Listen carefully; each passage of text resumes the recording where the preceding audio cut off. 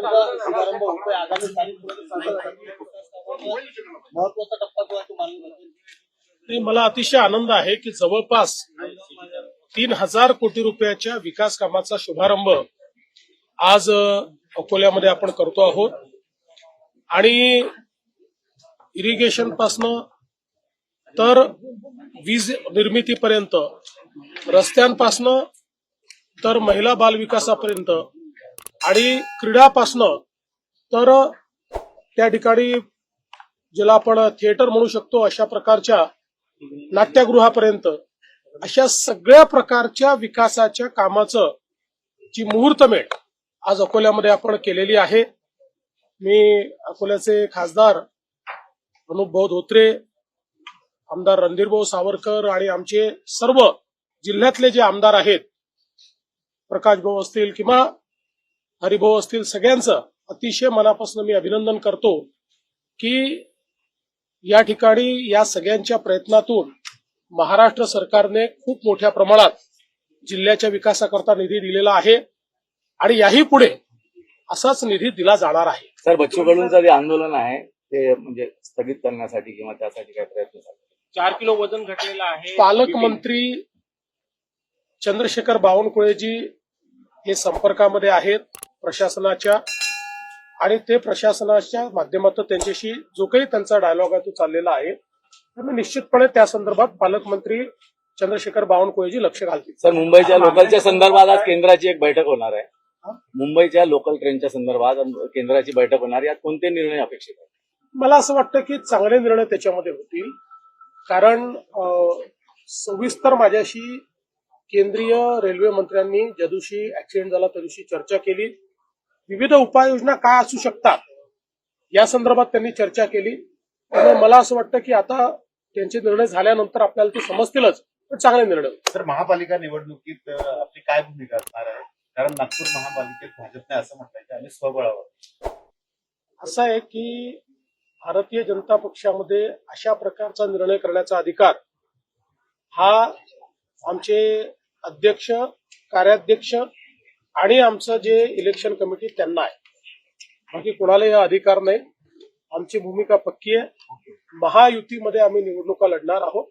एखाद्या ठिकाणी जिथे शक्य नाही त्या ठिकाणी मैत्रीपूर्ण लढत होते। हो, संजय राठोड यांच्या खात्यात बदल्यांच्या याच्यात मोठा अनियमितता आहे असा आरोप होत आहे।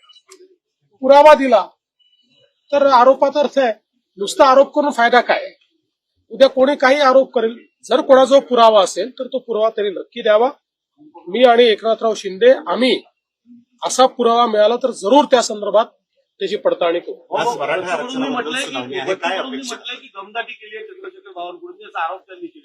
मला माहिती नाही, बावनकुळे साहेब असं कधी करू शकत नाही। तुम्ही ओळखता बावनकुळे साहेबांचा स्वभाव कसा आहे, कधीच दमदाटी करत नाही ते। विषय संपलेला आहे।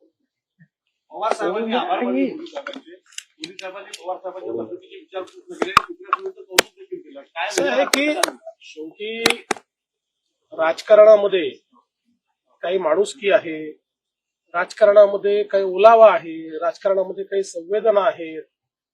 आम्ही वारंवार असं सांगतो की आम्ही राजकीय विरोधक आहोत, म्हणजे वैचारिक विरोधक आहोत।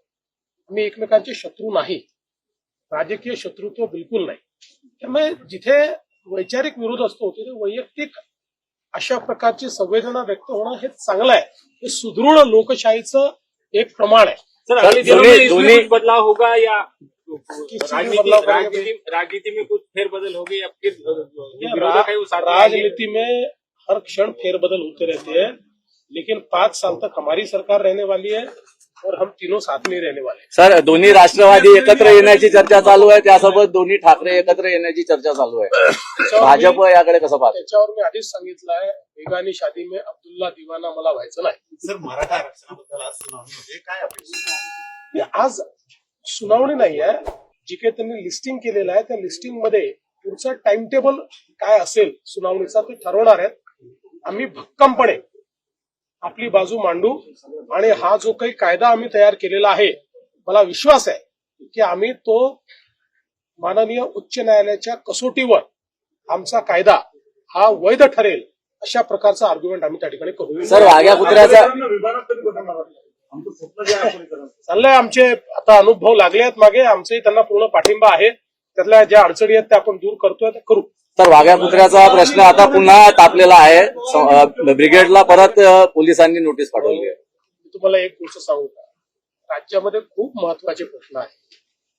त्यामुळे कुठल्याही या प्रश्नाच्या पाठीमागे तुम्ही बसला, छत्रपती शिवरायांचं जीवन, त्यांचं चरित्र किती भव्य आहे, किती मोठं आहे.